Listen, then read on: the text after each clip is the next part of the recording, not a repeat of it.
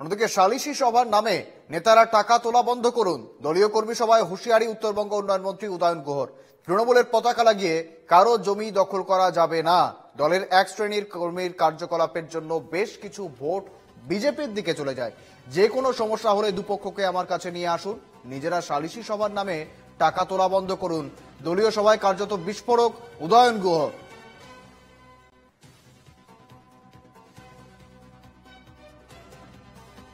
দলীয় সভা থেকে বিস্ফোরক উত্তরবঙ্গ উন্নয়ন মন্ত্রী উদয়ন গুহ।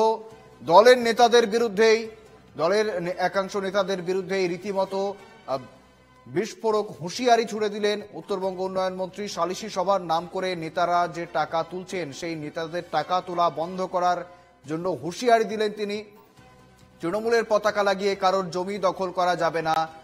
দলের এক শ্রেণীর কর্মীর কার্যকলাপের জন্য বেশ কিছু ভোট বিজেপির দিকে চলে যাচ্ছে।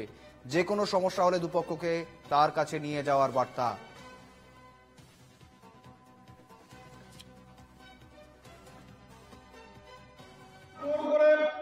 পার্টির পতাকা লাগিয়ে কারো জমি দখল করবো না, কারো জমি দখল করতে সাহায্য করবো না।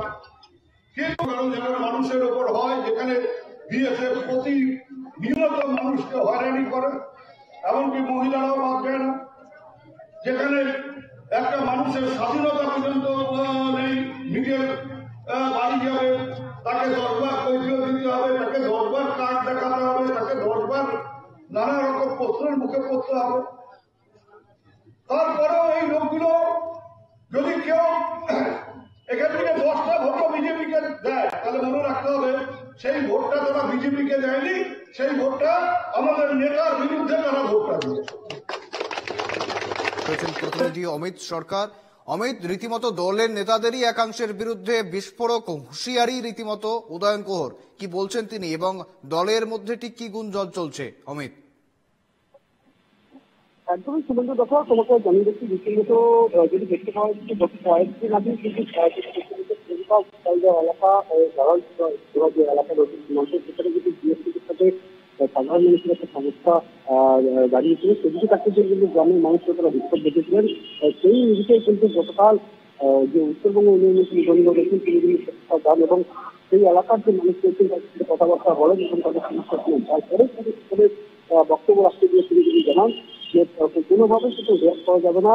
বিএসএফের বিরুদ্ধে হয়রানি অভিযোগ তুলে আন্দোলন করেছিলেন গ্রামবাসীরা এবং সেদিকে তাকে কোনোভাবে টাকা নেওয়া যাবে না এবং দলীয় পতাকা লাগিয়ে জমি দখলদারি ধরনের ঘটনা যদি ঘটে তাহলে কিন্তু নিশ্চিত রয়েছে বলে তিনি জানিয়েছেন। এবং সবটা মিলিয়ে কিন্তু গতকাল কিন্তু এক প্রকার কিন্তু একটা হুঁশিয়ারি দিলেন যে দলের যে যারা কর্মী রয়েছেন তাদেরকে তাদের সঙ্গে সব দিকে নির্বাচন রয়েছে।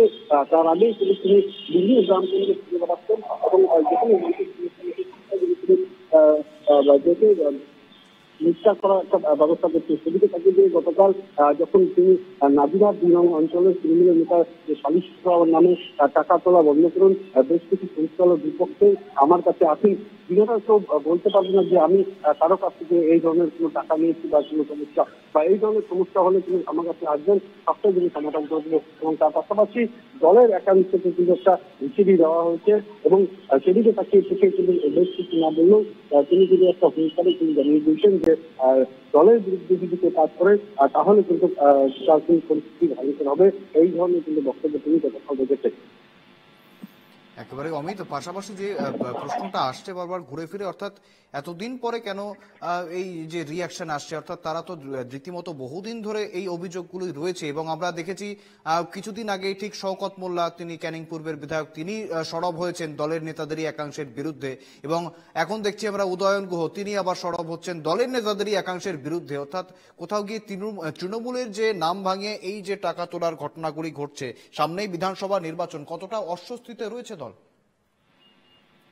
একদমই দেখো বন্ধু, যেটা বিরোধী পক্ষ রয়েছেন বিজেপি, তারা কিন্তু বরাবরই তারা কিন্তু এই ধরনের অভিযোগ তুলে আসছেন দিনহাটার ক্ষেত্রে বেশ কিছু এলাকায় এবং এর আগেও দেখা গিয়েছিল যে পুরসভার যে টাকা রয়েছেন সেখানে কিন্তু তৎসের ঘটনা সামনে নিয়ে এসেছিলেন এবং সেখানে কিন্তু তৎকালীন যে সেই সময় পৌরসভার চেয়ারম্যান ছিলেন বন্ধু, তখনও কিন্তু এই ধরনের ঘটনা তারা সরব করেছিলেন। সেদিকে নির্দেশে সেখানে কিন্তু ইতিমধ্যে যা পরিস্থিতি দাঁড়িয়েছে এবং সেদিকে তাকিয়ে রয়েছে যে এই ধরনের হুঙ্কার কিন্তু তিনি জানিয়েছেন। এবং সেই সময় কিন্তু উদয়ন গুহ তিনি বলেছিলেন যদি এই ধরনের ঘটনা ঘটে থাকে তাহলে কিন্তু প্রকাশ নিয়ে আসুন এবং তার তথ্য প্রমাণ দিন। এবং তার পাশাপাশি সামনে কিন্তু বিধানসভা নির্বাচন রয়েছে, তার আগে কিন্তু বিভিন্ন জায়গায় গিয়ে কিন্তু তিনি ঘুরে বেড়াচ্ছেন, এলাকার সমস্যার সমাধান করার চেষ্টা করছে। তার পাশাপাশি ইতিমধ্যে যেটা দেখতে পাওয়া হচ্ছে দলেরই মধ্যে কিছু ব্যক্তি রয়েছে, একদিকে কিন্তু দেখা যাচ্ছে যে রবি ব্যক্তি এবং একদিকে উদয় ব্যক্তি, এই ব্যক্তির মধ্যে কিন্তু একটা পর্যায়ে রয়েছে। বিভিন্ন অনুষ্ঠানে কিন্তু বিপক্ষকে একসাথে দেখা যায় না। এবং বেশ কয়েকদিন আগে কিন্তু হয়েছিল বিভিন্ন উন্নয়নমূলক নিয়ে, সেদিকে থাকতে বেশ যা পরিস্থিতি রয়েছে এই বক্তব্য সামনে যে নির্বাচন কতটা প্রভাব পড়ে সেটাই দেখা যাচ্ছে বলে জানা যায়। বেশ, অবশ্যই নজর থাকবে সেদিকে। আপাতত ধন্যবাদ তোমায় অমিত।